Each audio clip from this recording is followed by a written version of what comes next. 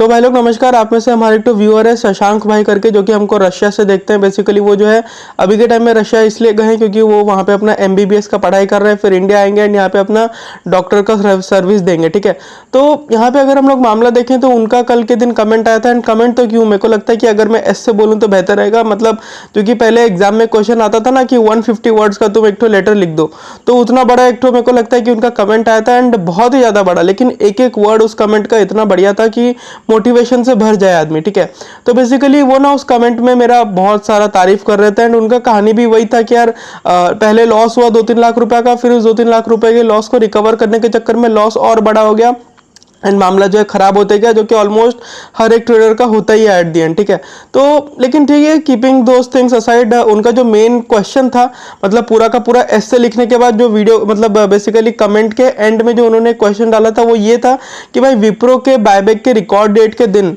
अगर मैं विप्रो को सेल करता हूं तो क्या फिर भी मैं बायबैक में पार्टिसिपेट कर पाऊंगा। यानी कि देखो 5 जून विप्रो का रिकॉर्ड डेट है कि नहीं बायबैक के रिगार्डिंग। तो उनका क्वेश्चन था कि मान लो कि मेरे पास 1000 शेयर है एंड 1000 शेयर को मैं 5 जून को सेल करता हूं, मतलब मैंने 5 जून के पहले रादर 4 जून या उसके पहले कभी भी विप्रो परचेस करके डीमैट अकाउंट में रख लिया था, और अगर रिकॉर्ड डेट के दिन वो डीमैट अकाउंट में ऑलरेडी प्रेजेंट रहता है तो ऑब्वियसली वो जो है इसके बायबैक में अप्लाई करने के लिए एलिजिबल हो जाएंगे, है कि नहीं। लेकिन उनका क्वेश्चन ये था कि अगर मैं 5 जून को उन शेयर्स को सेल कर देता हूं तो क्या मैं फिर भी बायबैक में अप्लाई कर पाऊंगा। तो आंसर उसका ये है कि आप 100% अप्लाई कर पाओगे। रीजन बीइंग क्योंकि यार रिकॉर्ड डेट के दिन आपके पास विप्रो का शेयर था ना, बस बात खत्म।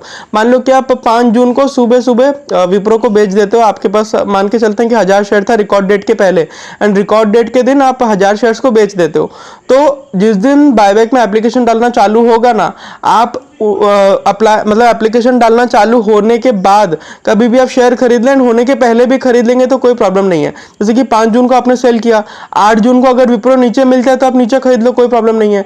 या फिर मान लो कि 10 जून का एप्लीकेशन डालना चालू होता है एंड लगभग 5-6 दिन के आसपास एप्लीकेशन का प्रोसेस चलता है। मान लो कि 10 जून को चालू हुआ, आप 13 जून को खरीद लो विप्रो और 14 जून को बायबैक में अप्लाई कर दो, कोई प्रॉब्लम नहीं है।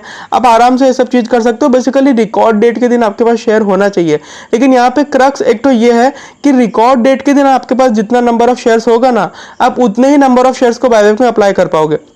मान लो कि आपके पास 5 जून को विप्रो का 1000 शेयर था रिकॉर्ड डेट के दिन, तो आप सिर्फ और सिर्फ 1000 शेयर्स को ही बायबैक में आप टेंडर कर पाओगे।